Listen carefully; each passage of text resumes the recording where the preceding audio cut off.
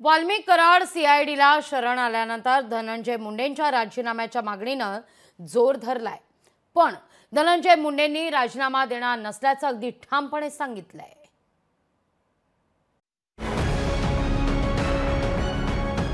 परभणी आणि बीड सरकारचे वस्त्रहरण करतायत। मारहाण करताना त्याला व्हिडिओ कॉल करून दुसऱ्याला दाखवलाय। कोणाला दाखवलाय हे चौकशीत आलं पाहिजे अध्यक्ष महोदय। आरोपी आणि पोलीसच एकमेकात मिळालेले आहेत।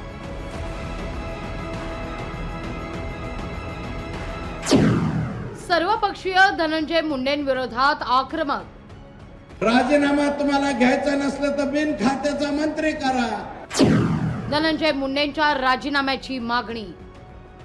कॉन्स्टिट्यूशनली संविधानात्मक पद्धतीने धनंजय मुंडेंचा राजीनामा मागतोय। राजीनामा दिलेला नसल्याचं धनंजय मुंडेंकडून स्पष्ट। काहीही राजीनामा वगैरे दिलेला नाही। वाल्मिक कराड सीआयडीला शरण आल्यानंतर धनंजय मुंडेंच्या राजीनाम्याच्या मागणीनं जोर धरलाय। त्यातच सोमवारी धनंजय मुंडेंनी अजित पवार यांची भेट घेतल्यानं त्यांच्या राजीनाम्याची चर्चा जोरदार रंगतीये। मात्र स्वतः धनंजय मुंडेंनीच राजीनामा दिला नसल्याचं स्पष्ट केलंय। मंत्रिमंडळ बैठकीला मंत्रालयात आले त्यावेळी धनंजय मुंडेंनी हे स्पष्टीकरण दिलंय। काहीही राजीनामा वगैरे दिलेला नाही। काहीही राजीनामा वगैरे दिलेला नाही। काहीही राजीनामा वगैरे दिलेला नाही। दरम्यान या प्रकरणी शिवसेना उद्धव बाळासाहेब ठाकरे पक्षाचे खासदार संजय राऊत यांनी अजित पवारांना सवाल केले असून त्यांच्यावर टीकास्त्र डागलंय। अजित पवार हे हतबल आहेत। अजित पवार हे नेते नाहीत। अजित पवार हे ऍक्सिडेंटल नेते आहेत। भारतीय जनता पक्षाच्या ईव्हीएमच्या कृपेने त्यांना जागा मिळालेल्या आहेत, स्वतःच्या कर्तृत्वावर नाही। बीडमध्ये लोकांना फसवण्याचा खेळ सुरू आहे असा आरोप संजय राऊत यांनी केलाय। आरोपी पोलीस आणि राजकारण्यांचे एकत्रित जेवणाचे फोटो, बैठकांचे फोटो समोर येत आहेत। भारतीय पक्ष ज्या पद्धतीने आपल्या माफिया मित्र पक्षांना सांभाळण्याचा प्रयत्न करतोय त्यामुळे संपूर्ण महाराष्ट्राचं माफियाकरण होईल असा आरोपही राऊतांचा आहे।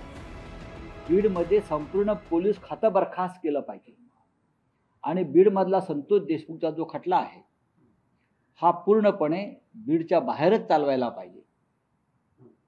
आणि दुसरं म्हणजे सर्व पोलीस अधिकारी SIT मधल्या प्रत्येक पोलीस अधिकाऱ्याची तपासणी केली पाहिजे की तो गुन्हेगारांशी संबंधित आहे का नाही। नैतिकता शिल्लक असेल तर धनंजय मुंडेंनी राजीनामा द्यावा अशी मागणी RPIचे नेते सचिन खरात यांनी केली आहे। धनंजय मुंडे साहेबांचं चर्चा चालू आहे की तुम्ही राजीनामा द्या। काही आम्ही मागणी केलेली नाही राजीनाम्याची। मुळात मी धनंजय मुंडे साहेबांना सांगू इच्छितो की खरंच नैतिक जबाबदारी थोडी जरी शिल्लक असेल तर त्यांनी राजीनामा दिला पाहिजे। तर जितेंद्र आव्हाड यांनी शिवलिंग मोराळेचा फोटो शेअर करत धनंजय मुंडेंसंदर्भात सवाल उपस्थित केलाय। शिवलिंग मोराळे हा MH23 BG2231 या गाडीचा मालक आहे।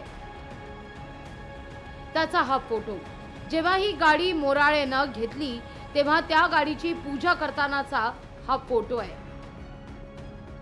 आता ही पूजा कोण करतंय हे स्पष्ट दिसतंय। आता आपण या फोटोवरून एक एक कडी जोडत जाऊया। सुरुवातीला उपमुख्यमंत्री अजित पवार यांच्या ताफ्यात MH23 BG2231 ही गाडी दिसते।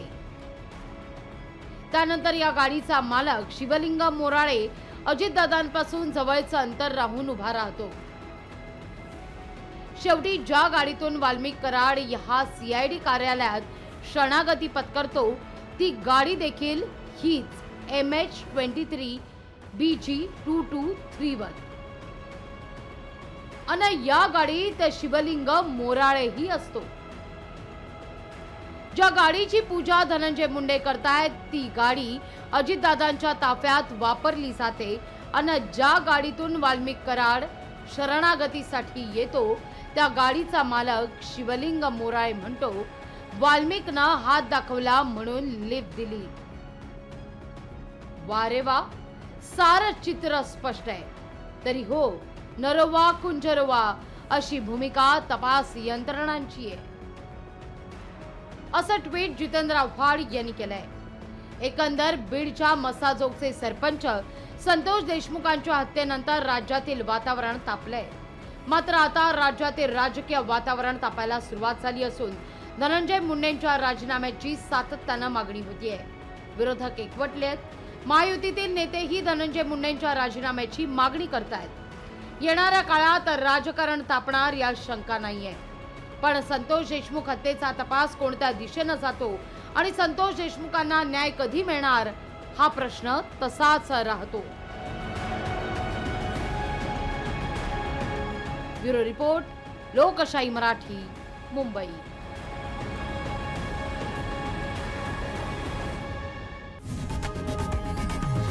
लोकशाही मराठी ऐका, पहा, जागरूक रहा.